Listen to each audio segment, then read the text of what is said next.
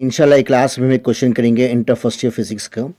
Very short question, can the coefficient of friction be greater than one. आमतौर पे coefficient of friction को बताते हैं म्यू से। एकदम शॉर्ट में समझा रहा हूँ मैं।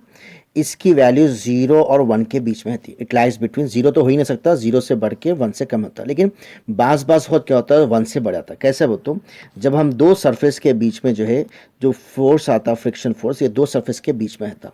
अब हम इसको अगर फोर्स लगाए, ये मूवमेंट इधर आ रहा, तो फ्रिक्शन फोर्स इसके ऑपोजिट मूवमेंट में जाता है हमेशा।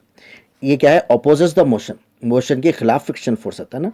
खुरदरी ज़मीन है तो फ्रिक्शन फोर्स बढ़ जाता, और एकदम स्मूथ है तो जो है फ्रिक्शन फोर्स कम हो जाता। लेकिन अगर हद से ज़्यादा फ्रिक्शन जो है स्मूथ करने गए तो क्या होता, दो सरफेस के बीच में क्या होता, सपोज दो सरफेसेस हैं, ये इसके मॉलिक्यूल्स के बीच में अट्रैक्शन बढ़ जाता बहुत ज़्यादा। अगर इसको स्मूथ करने गए तो एडहेसिव फोर्सेस बोलते हैं, forces between different substances. Adhesive forces ये क्या था, मॉलिक्यूलर फोर्सेस रहते जो दो सरफेस के बीच में अगर है ना एडहेसिव फोर्सेस बढ़ गया तो एक दूसरे के सरफेसेस एक दूसरे को अट्रैक्ट करना शुरू होते हैं, है ना। It attracts each other. इसकी वजह से क्या होता है, फ्रिक्शन फोर्स है ना, कोएफिशिएंट ऑफ फ्रिक्शन फोर्स 1 से भी बढ़ जाता। एग्जाम्पल क्या है ना, ये सिलिकॉन रबर बोलते हैं इसको।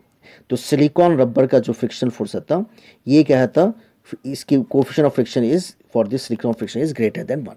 ठीक है, तो एक्ट है ना, generally the coefficient of friction lies between 0 and 1। 0 से बढ़ के है था, 1 से कम है था।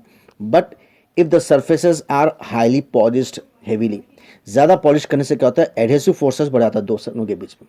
उसकी वजह से क्या होता है, चिपकना शुरू होते हैं तो फ्रिक्शन फोर्स बढ़ाता, between them increases the end the coefficient of friction is greater than 1। अगर एग्जाम्पल लिखना चाहे तो क्या लिखेंगे, silicone rubber, the coefficient of silicone rubber is greater than